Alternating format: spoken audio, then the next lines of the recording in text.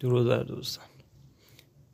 آقا یکی از مشکلات دیگه هم که موجب آمپر کشیدن شما میشه کیپ بودن لولای رفت و برگشت.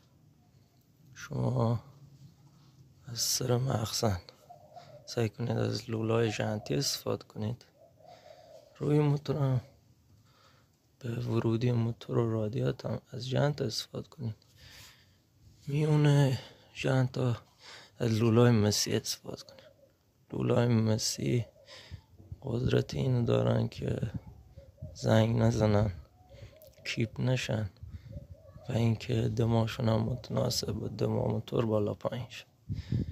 لولای آنی تا اینکه خنک بشن خیلی طول میکشه.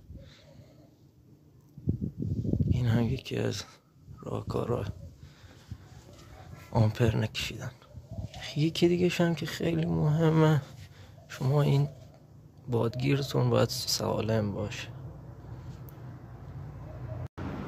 حالا هر سری که کارواش هم میرین سعی کنید که مجرای رادیات و اینترکولرتون هم یه باد یا لانس آب بگیرید کارواش، مجراشون تمیز شه که هوای رفت و برگشت به طور مناسب بتونه شکل بگیره.